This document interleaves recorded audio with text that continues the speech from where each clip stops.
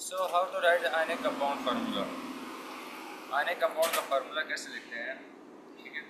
इसके लिए ज़रा हम देखते हैं कि इसका फार्मूला कैसे लिखते हैं, उसको हम स्टडी कर लेते हैं। देखिए हम इसमें ना बहुत अपनी एलिमेंट्स को सिंपल लिखते हैं।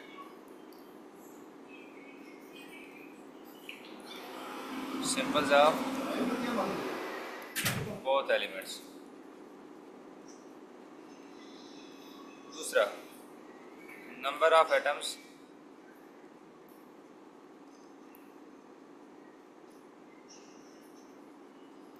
As subscript.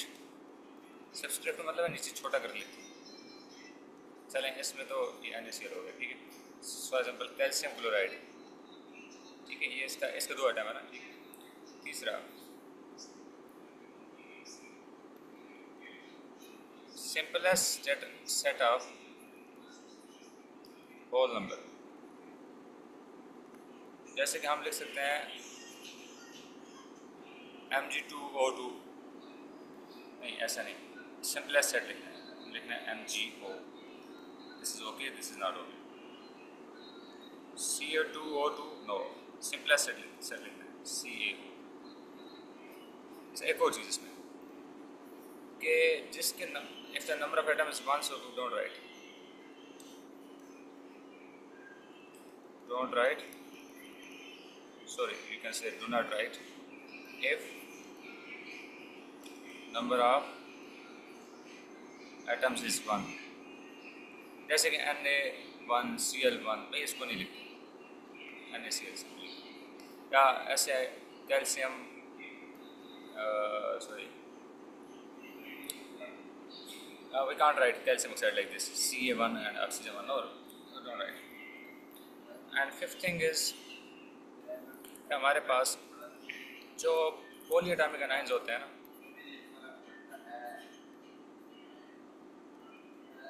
एटॉमिक एनाइंस,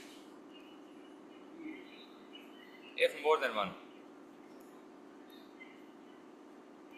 ठीक है, तो हमको we write in the parenthesis, we write in parenthesis। parenthesis का मतलब है कि छोटी सी जो ब्रैकेट्स होती हैं ना, छोटी ब्रैकेट्स,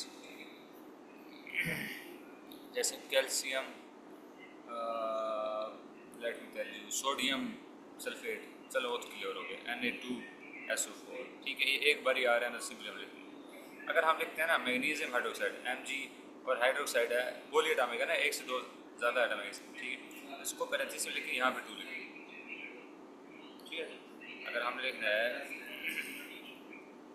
तो सिंपली लिखना होता है ना, सोडियम मैग्नीशियम क्लोराइड MgCl, ठीक है। लेकिन अगर पॉलीएटॉमिक आ जाए तो अगर हम इसको लिखते हैं ना, if you write like this Mg and OSO2, this is wrong, it's showing that only there are 2 hydrogen atoms and not of oxygen. देखा ना, इसमें OH2 इसका मतलब है कि ये दोनों दो बार आए, this is correct, it's not.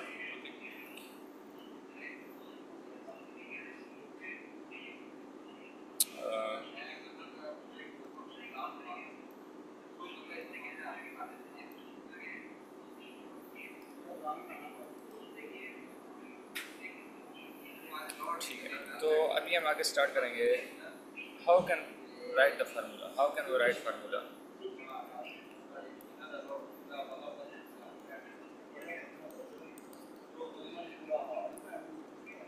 ionic compounds formula of ionic compounds like this, okay. तो देखें इसमें 2-3 स्टेप्स हैं। हमने अभी तक क्या स्टडी किया, हमने अभी तक स्टडी किया कि नोबल गैसेस क्या होती हैं, स्टेबल होती हैं, ठीक है, और उनकी स्टेबल होती है मोनोटॉमिक कहते हैं, और मोनोटॉमिक कहते हैं, और ये स्टेबल होती हैं ऑक्टेट और डुप्लीकेट इलेक्ट्रॉनिक कन्फिगरेशन होती है। बाकी एटम्स क्यों रिएक्ट करते हैं, ताकि वो नोबल गैसेस की तरह स्टेबल हो सकें, इसलिए वो लूज गेन और शेयर करते हैं, ठीक है। लूज गेन वालों को हम यहाँ स्टडी करेंगे कि वो आयनिक बॉन्ड उनसे बनता है, ठीक है, यहाँ तक क्लियर हो गया। फिर कैटाइन फॉर्मेशन क्या होती है, मेटल्स लूज करके कैटाइन बनती हैं, और नॉन मेटल लूज गेन करके एनाइंस बनती है, ठीक है। और उसमें हमने एग्जांपल कैटाइन में हमने देखी है, कौन सी एग्जांपल्स हैं जी, कैटाइंस में सोडियम और मैग्नीशियम की है। सोडियम के 11 इलेक्ट्रॉन्स होते हैं, एक लूज करके Na+ बनता है, ठीक है, और मैग्नीशियम के 12 इलेक्ट्रॉन्स होते हैं, 2 लूज करके +2 बन जाते हैं, ठीक है। This way we have many other examples of the cations, okay. और इस तरह एनाइंस होती हैं, but again of electrons anions are formed, okay. हमने क्लोरीन को देखा है, उसके 7 आउटर मोस्ट में इलेक्ट्रॉन्स होते हैं, ओवरऑल इसके 17 होते हैं, 2 8 7, और लास्ट में क्या होते हैं, या वैलेंस शेल में 7 होते हैं। It tries to get 1 electrons, ठीक है। तो उसमें एक इलेक्ट्रॉन आ जाता है और एक क्लोराइड बन जाता है। इस तरह we have the same way we have example of oxygen. So what we do in the oxygen case of oxygen, okay, so what we do in case of oxygen,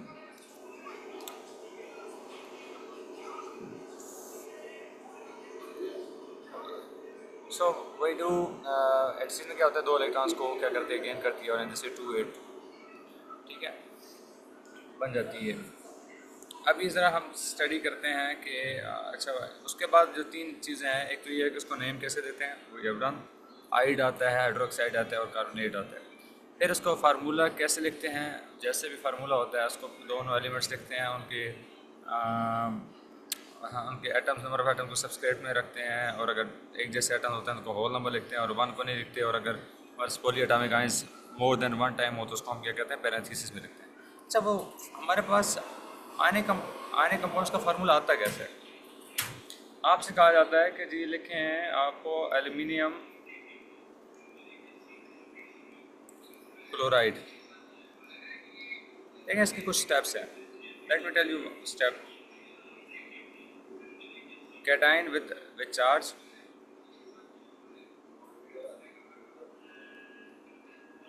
right cations and anions with charges, ठीक है। दूसरे क्या करते हैं, bring them down diagonally without charges। diagonally मैं आपको बताता हूँ क्या, without charges,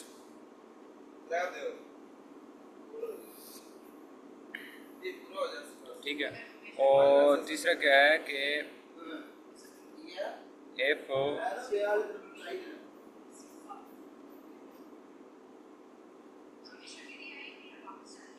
if polyatomic ions are there,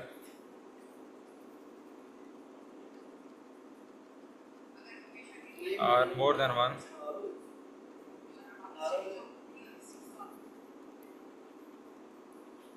write in parenthesis।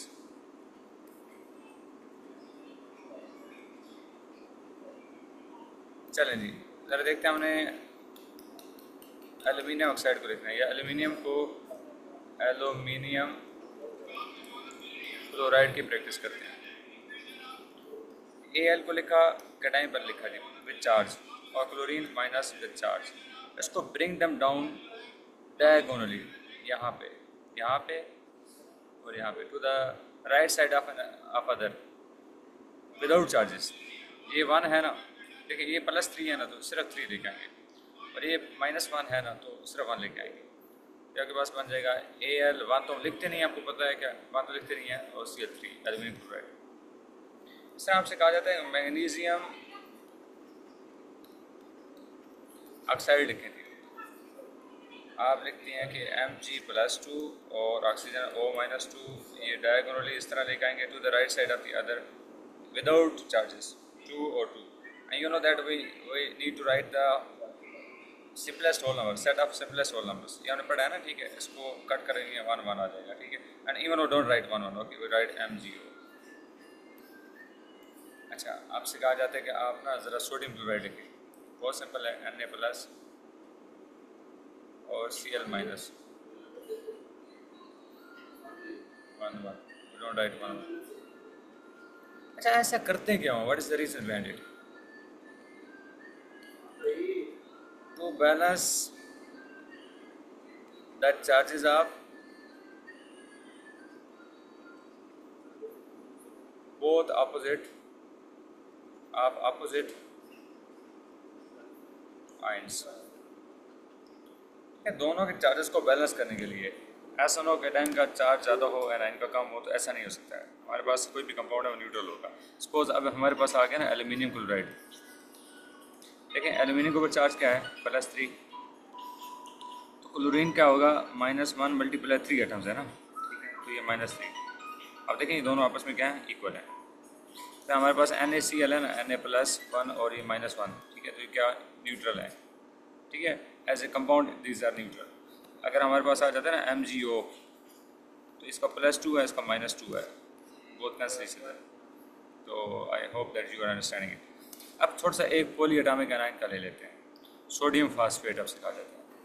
Na+ phosphate के ऊपर PO4 -3। लो जी, यहाँ पे डायगोनल लेके आओ, 3 आ गया, 1 आ गया, Na3 और PO4। अब देखें इसका +1 है, मल्टीप्लाई 3 करेंगे तो +3 आ जाएगा charge. But don't, I am just explaining it, okay, you don't need to explain, you just have to write the formula till here, okay. और इसका ऊपर -3 है, तो ये आपस में बैलेंस्ड है। This is the last but not least, calcium phosphate,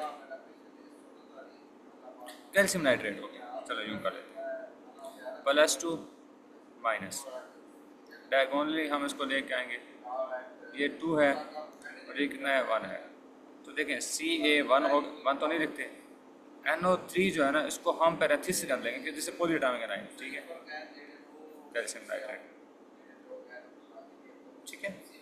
तो ये हमने लास्ट में पढ़ा था। तो इस तरह के आपने प्रैक्टिस करनी होगी, आपको मैं कुछ बता देता हूँ, ठीक है। You will have to practice सही टाइप ऑफ दी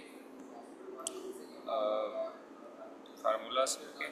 तो यहाँ तक तो हमारा हो गया ये, ठीक है। अब ज़रा हम थोड़ी सी ना इसकी प्रॉपर्टीज़ देख लेते हैं।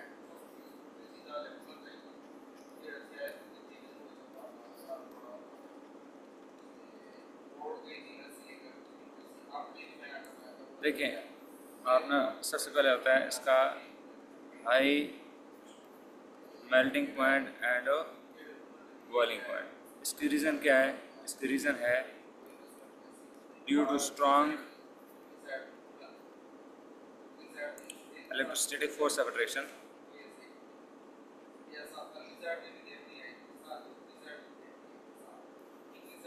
Between cations and ion.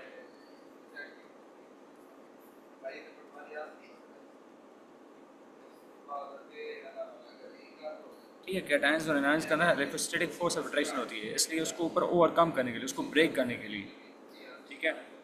So we have to use a lot of energy, so that's why they have the high melting point. Melting point वो वाला टेम्परेचर होता है जिस पे कुछ सॉलिड मेल्ट होता है। और बॉइलिंग पॉइंट पर इस तरह बॉयल करने के लिए इसको ज़्यादा हीट चाहिए, जिस पे लिक्विड जो होता है ना वो खोलना शुरू हो जाता है, इसमें बबल्स बनने शुरू हो जाते हैं। That's why we will have to provide a lot of heat, ठीक है। तो for example sodium chloride NaCl, इसका मेल्टिंग पॉइंट है जी 801 सेंटीग्रेड, और इसका बॉइलिंग पॉइंट है 1413 centigrade. This is one of the examples, okay. अच्छा, उसके बाद दूसरा है, ये होती हैं जी नॉन वोलेटाइल होते हैं,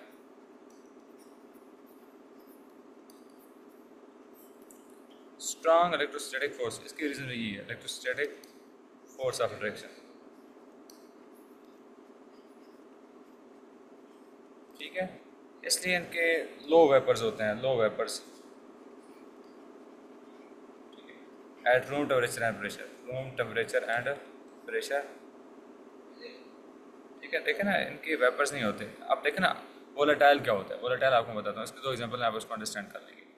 कि एक जो पेट्रोल होता है दैट इज़ वोलेटाइल, ठीक है। पेट्रोल जब हम रूम के अंदर रखें ना, उसको छुपा भी दें तो हमें उसकी ना फ्रेगरेंस से, उसकी ना स्मेल से आइडिया हो जाएगा कि जहाँ पे something like petrol there is, okay. और इसी तरह हमारे पास दूसरे एग्जांपल मैं आपको दे देता हूँ परफ्यूम की।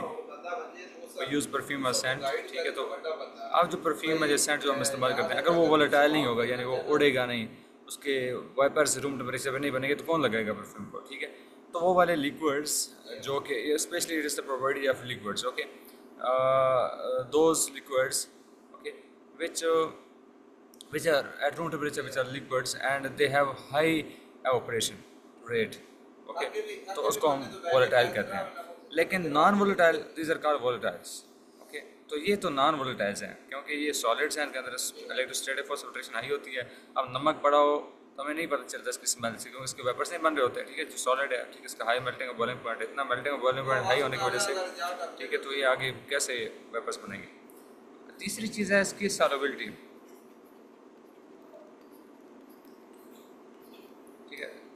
यूजुअली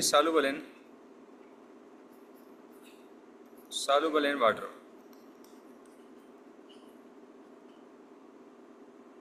देखें ना, वाटर भी पोलर होता है, HOH, ठीक है, पार्शियल नेगेटिव चार्ज है, पार्शियल प्लस चार्ज है, पार्शियल प्लस चार्ज है, क्योंकि उसका इलेक्ट्रोनेगेटिविटी होती है यहाँ पे ना, यानी कि शेयरिंग तो हो जाती है वाटर के अंदर H2O के अंदर, लेकिन फिर शेयरिंग के बाद ना ये ऑक्सीजन होती है, इन दोनों इलेक्ट्रॉन्स को इधर से भी इधर से अपनी तरफ ज़्यादा खींचती है, इसलिए ये ज़्यादा इलेक्ट्रोनेगेटिव है, और ये पार्शियली लूज़ कर देते हैं, ये इलेक्ट्रोपॉजिटिव है, ठीक है, यानी कि इनकी इलेक्ट्रोनेगेटिविटी कम है, हाइड्रोजन की इसकी ज़्यादा है, सो इट बिकम्स पोलर। और इस तरह ये तो होता है स्ट्रांगली पोलर होता है, ये तो क्लियर पोलर होता है, ये देखें जी, ठीक है, अब ज़रा ये देखें Mg+2 है और साथ क्लोरीन माइनस है, ठीक है।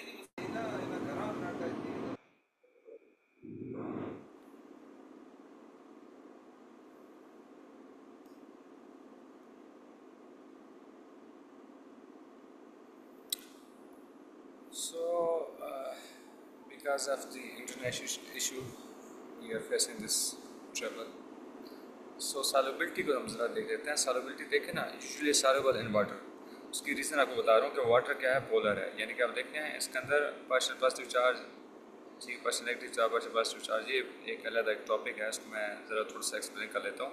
ये देखें, इसमें होता तो कोवेलेंट बॉन्ड है, शेयरिंग से बन जाता है, ये भी शेयरिंग करते हैं शेयरिंग से, ठीक है ना, लेकिन शेयरिंग के बाद इसके अंदर जो कैपेसिटी होती है शेयर्ड पेयर ऑफ इलेक्ट्रॉन को अपनी तरफ खींचने की, ये जो शेयर्ड पेयर ऑफ पूरे इलेक्ट्रॉन को अपनी तरफ, पूरे जोड़े को अपनी तरफ खींचने की जो सलाहियत होती है ऑक्सीजन के अंदर ज़्यादा होती है, it's called more electronegative, so that's why it has partial negative charge, ठीक है, और ये कुछ ना कुछ ये लूज़ कर देते हैं इसके ऊपर, अपने के ऊपर भी होल्ड, ठीक है, ये ऐसे समझे कि इन्होंने शॉप एक स्टार्ट की है, 50% पार्टनरशिप इसकी थी, 50% इसकी थी, लेकिन अब पार्टनरशिप तो होगी, शॉप स्टार्ट होगी, लेकिन ये क्या करती है ऑक्सीजन, ये ना इसको चीट करती है, यानी कि दोनों को अपनी तरफ खींचती है, ठीक है, being the might is right, okay, तो ये अपनी तरफ खींचती है और इस तरह इसको पार्शियल नेगेटिव चार्ज आ जाता है, तो it's more electronegative, it is less electronegative, तो सिंपली देखते हैं पार्शियल प्लस और पार्शियल नेगेटिव चार्ज बन जाता है, so it is called polar. इस तरह हमारे पास जो सारे जो होते हैं आयनिक कंपाउंड्स होते हैं वो पोलर होते हैं, ठीक है, so this being polar they are soluble in each other, ठीक है, तो ये इस नमक को पानी के अंदर डालते हैं तो फ़ौरन हल हो जाता है, तो इसका एक बेसिक प्रिंसिपल सॉल्युबिलिटी होता है, like dissolves like, like dissolves like, एक जैसों को हल करते हैं, पोलर पोलर को हल करेगा, नॉन पोलर को हल करेगा, ठीक है, सपोज अगर आप पेट्रोल डालोगे,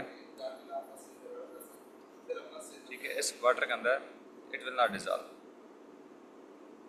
ठीक है, क्यों, पेट्रोल क्या होता है इसमें, आप जरा देखें ना, यूँ मैं एग्जांपल आपको दे देता हूँ, CS2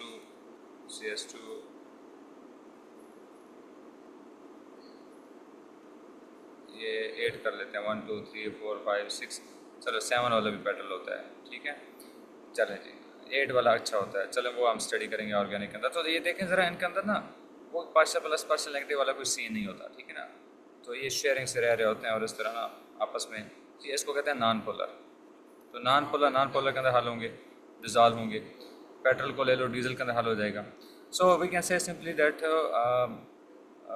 ionic compounds are soluble are usually soluble unlike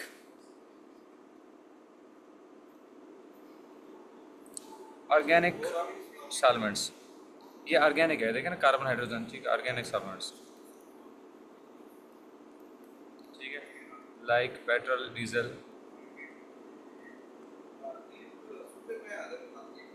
ether etcetera, ठीक है जी, तो ये इस तरह सीन इनका बनता है, तो हम देख सकते हैं सिंपली कि ionic compounds are soluble in water, ठीक है, unlike the organic compounds, organic solvents. अच्छा, सॉल्युबिलिटी के बाद हम ज़रा देखते हैं इनकी कंडक्टिविटी,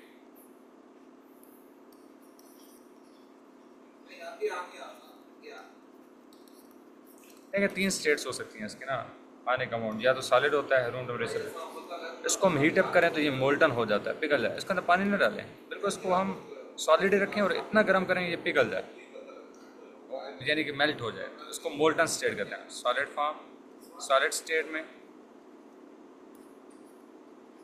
ये मोल्टन स्टेट है, फिर ये एक और तरीका है कि पानी के अंदर हल भी हो जाता है, ठीक है, तो इसलिए हम इसको ना, इस जो NaCl है उसको हम पानी के अंदर डाल दें तो उसका यानी कि एक्वस सोल्यूशन आ जाता है,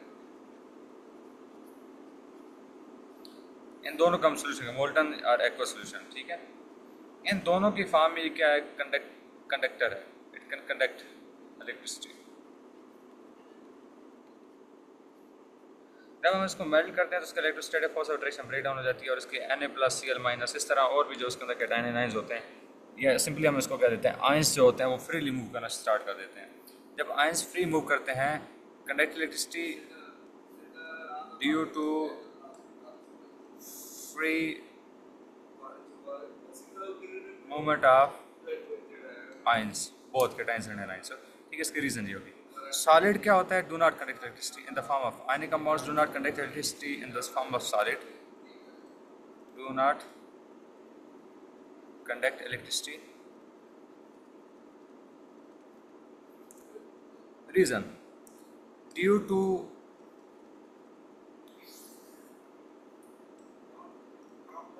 absence of free electrons, sorry not free electrons, free electrons तो वो मेटल्स नॉन मेटल्स के केस में होता है, जब आयनिक कंपाउंड आ जाता है तो फ्री आयंस हो जाते हैं, ठीक है। तो ज़रा हम इसको देख लेते हैं कि अगर हम ना इसको, वो एक बुक के ऊपर आप देख सकते हैं कि एक इसकी एग्जांपल बनी हुई है कि अगर आप इसमें ना एक सोल्यूशन इन द सर्किट लिख लें, रख लें, ठीक है, ठीक है। तो ज़रा इसको देखें, यहाँ बल्ब रोशन कब होगा कब नहीं होगा, यहाँ बैटरी बना दो, ठीक है। तो ये एक सर्किट बैटरी, सॉरी, अच्छा इस तरह आप ज़रा देख लें, ये हम सॉलिड कर लेते हैं,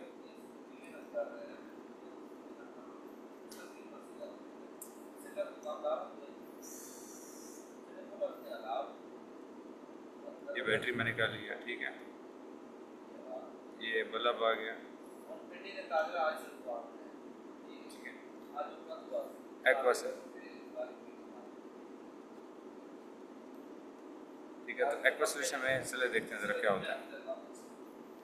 ये इस तरह हमारे पास एक बीकर है, उसके अंदर हमने क्या डाला हुआ है, ये मोल्टन स्टेट में है, दोनों को डिप किया हुआ है, ठीक है। और रास्ते में ये बैटरी होगी और ये एक बल्ब है, ठीक है, बल्ब है। और इसको देखें जी, प्लस माइनस, तो ये दिस इज़ द मोल्टन।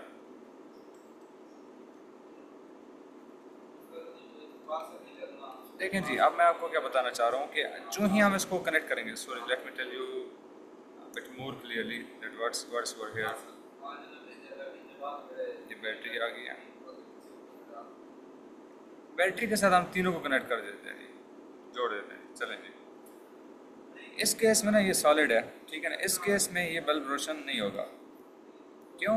क्योंकि बैटरी का कनेक्ट किया, यहाँ से कोई इसमें इलेक्ट्रिसिटी का फ्लो नहीं हो पाएगा, because this is ionic compound is solid over here in this form, in this beaker, so it doesn't connect electricity. अब आगे देखें आप, इसमें ना यहाँ पे एक्वा सोल्यूशन है, ठीक है। और एक्वा सोल्यूशन जब होता है उसके अंदर कैटायंस एनायंस, क्योंकि आयनिक कंपाउंड डिजॉल्व हो जाता है एक्वा सोल्यूशन वाटर के अंदर, तो उसका सोल्यूशन बन जाता है, ठीक है। जब सोल्यूशन बन जाता है तो फिर क्या होता है कि उसके अंदर फ्री मूविंग आयंस होते हैं, और जो फ्री मूविंग आयंस होते हैं दे कैन कंडक्ट इलेक्ट्रिसिटी, तो इसकी वजह से ये रोशन हो जाएगा, बल्ब क्या हो जाएगा, रोशन हो जाएगा। अब यहाँ पे देखें, इस तरह हम कनेक्ट करते हैं तो यहाँ पे मोल्टन सोल्यूशन है, molten solution is very hard to form, ठीक है, यानी कि उसको मेल्ट करना पड़ता है, लेकिन उसमें भी फ्री मूविंग आयंस होते हैं, ठीक है। So they can conduct electricity in this case as well, okay.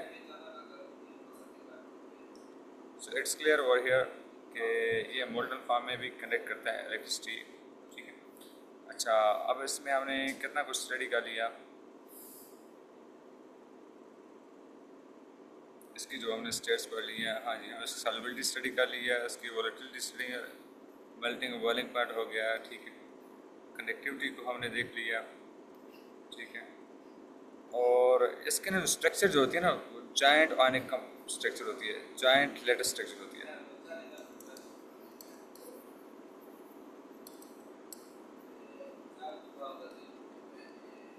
यानी कि 3D फॉर्म में होते हैं। Yes, let me tell you like this,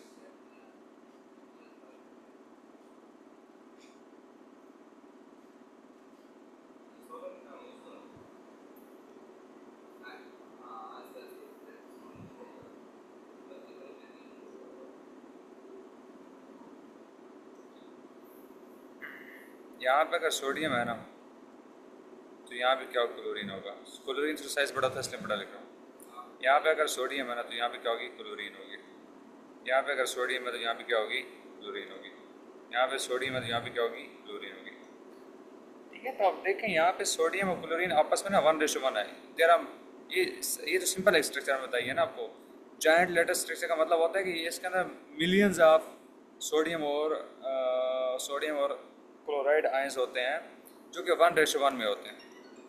यानी कि मिलियन, अगर आपके पास 1 मिलियन सपोज 1 मिलियन सोडियम है तो 1 मिलियन क्या होगा, क्लोरीन होगा। तो simply we can say that they are in 1:1, so it that's why their formula NaCl। लेकिन ये सिंपल मैंने आपको स्ट्रक्चर शो किया ना, इसको हम कहते हैं लेटेस्ट यूनिट।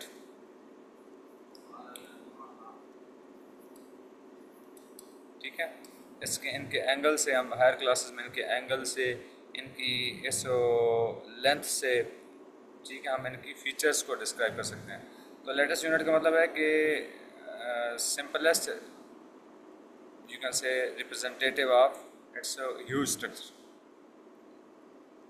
It represents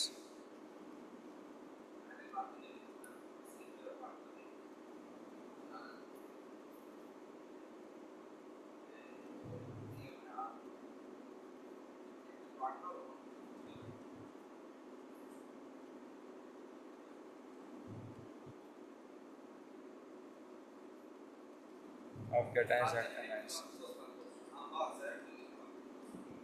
ठीक है, it represents plus 3D arrangement of cations and anions। ठीक है, और ये सिंपलेस्ट रिप्रेजेंटेटिव होते हैं। इस तरह के बहुत सारे आपस में मिलकर ना एक बहुत बड़ी स्ट्रक्चर बनाते हैं। ठीक है, तो इसको हम जायंट लेटेस्ट स्ट्रक्चर कहते हैं और उसके अंदर मिलियंस ऑफ होते हैं। ये तो सिंपल है ना, ये तो लेटेस्ट यूनिट है। ठीक है, तो इसमें बताते हैं कि एक सोडियम के साथ एक क्लोरीन 1:1 है। ठीक है, तो इनके अंदर इलेक्ट्रोस्टैटिक फोर्स ऑफ अट्रैक्शन होती है, ये दे आर वेरी स्ट्रॉन्ग, इसलिए इनका मेल्टिंग पॉइंट और बॉइलिंग पॉइंट बहुत हार्ड होता है।